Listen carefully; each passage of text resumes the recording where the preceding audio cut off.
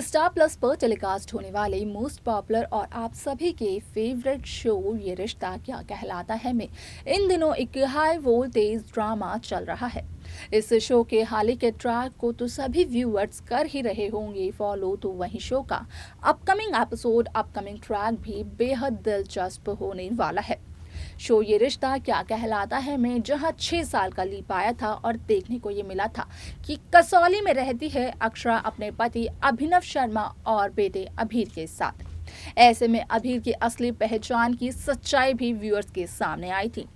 लेकिन जिस तरीके से मेकर्स ने इस शो का प्रोमो रिलीज किया तो उसके बाद अक्षरा की एंट्री हुई उदयपुर में, खासतौर पर अपने घर यानी कि गोइंका हाउस में।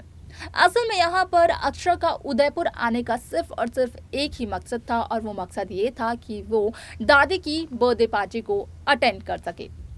ऐसे में आप देखेंगे कि शो का ट्रैक कितना ज़्यादा दिलचस्प हो जाएगा, क्योंकि जहां एक तरफ आरोही और अभिमन्यु बिरला की शादी की खबरें काफ़ी ज़्यादा वायरल हो रही हैं, यहाँ पर घर में अभिमन्यु आरोही की शादी की बातचीत भी चल रही है जो कि सिर्फ और सिर्फ रूही की वजह से होने वाली है। तो वहीं अब आप देखेंगे कि मंजरी की कहीं ना कहीं एक कोशिश करेगी कि वो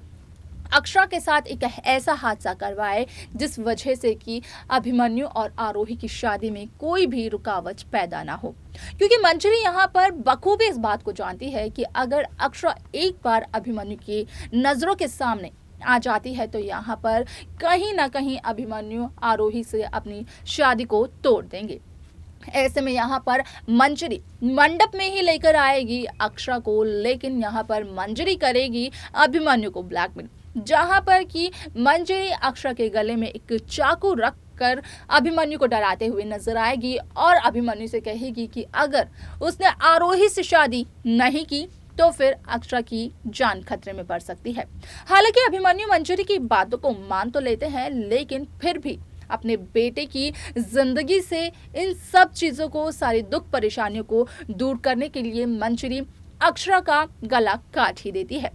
जिसकी वजह से कि अक्षरा की जान खतरे में पड़ जाती है। यहाँ पर उस वक्त मंजरी ये तो नहीं सोचती है कि अक्षरा का एक छोटा सा बेटा भी है, वो भी 6 साल का ही है। जितना प्यार मंजरी आरोही और अभिमन्यु करते हैं रूही से, ठीक उतना ही प्यार अक्षरा अपने बेटे अभीर से भी करती है। लेकिन जब यहाँ पर अपनी पूरी साजिश को अंजाम दे देती है मंजरी, तो उसके बाद मंजरी को ख्याल आता है अभीर का और यहाँ पर अभिनव शर्मा का।